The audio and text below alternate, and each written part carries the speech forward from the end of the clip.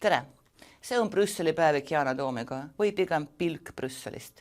Täna räägime uuest koalitsioonilepingust, tänu millele Eesti, mis niigi ees ära Euroopas, riskib liikuda selle kõige tagumisse otsa. Kui seda lepingut lugesin, olin hämmingus ja mina pole ainus. Ka Eesti majandusteadlased tunnevad midagi sarnast.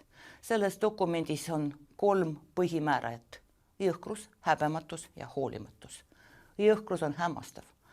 Alguses kogu see bla bla bla, suunata majanduskasvu teele, vähendada sotsiaalset ja regionaalset ebavõrdsust, anda ühiskonnale piisavat kindlustunnet ja kõik see on puhas vale.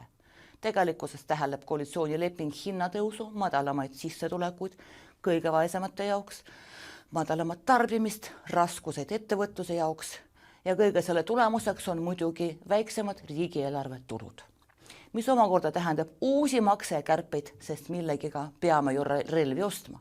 Koalitsioon lubab helget tulevikku, kuid tegelikult tõmbab riiki tumedasse minevikku. Häbematus vähendub muu hulgas selles, et koalitsioonil ja eriti Reformierakonnal justkui pole majanduslangusega mingisugust pistmist. Meie majandusliku allakäigu süüdlased ei ole mitte Kaja Kallas ja tema kaasparteilised, vaid sõda. Nagu ütleb vana sõna, sõda kannab kõike maha. Hoolimatusest inimeste suhtes on leping läbi imbunud.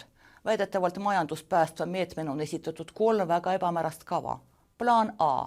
Arendada puhta ja konkurentsivõimelise hinnaga energiatootmist. Plaan B. Arendada kaitsetööstust. Ja plaan C. Investeerimiskliima parandamine. Energia- ja kaitsetööstuse kohta ei ole mingit küsimustki, neid on tõesti vaja. Aga nii üks kui teine on lugu mitmeks aastaks. See nõuab suuri investeeringuid, seal hulgas riigi rahast, aga riigieelarve, nagu ma ütlesin, väheneb.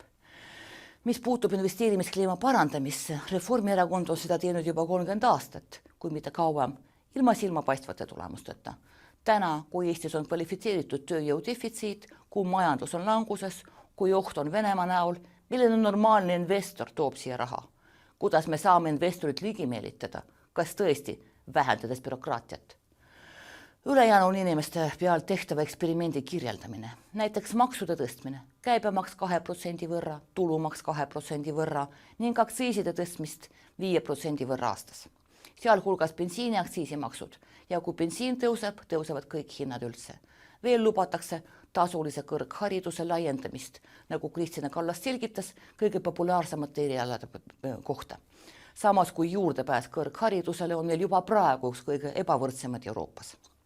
Veel tuleb massiline ametnike vallandamine, mis aina kiirendab kasvavat tööpuudust. Veel on kavandatud sotsiaaltoetuste kärped, aga suurele mittemajanduslikule probleemile nagu õpetajate puudus, mis on tingitud kiirendatud üleminekust eestikeelsele haridusele, pole koalitsioonileppes poolt sõnagi. Saab rääkida sellest, mida oleks pidanud tegema. Astmeline tulumaks, üleliigse kasumi maksustamine, laen ettevõtlusele, aga kõik see on mõttetu. Nagu lepingus kirjas on, koalitsioonil Riigikogus on tugev mandaat, mis on tõsi ja selle mandaadiga saavad Reformierakond ja tema käsilased 3 aastat oma sektantlikke majandusideesid ellu viia. Selle sekti dogmadest lihtsalt ei ole kohta inimestele, välja arvatud vist sekti liikmed ja nende sugulased, meie hea uue ilma eliit. Selle taustal kõlab plaan, tsiteerin, tehisaru kasutamisest riigi juhtimise kvaliteedi parandamiseks naljana. Juba täna seda kokkulepet lugedes jääb mulje, et riigi juhtimises inimintellekti kaasatud ei ole.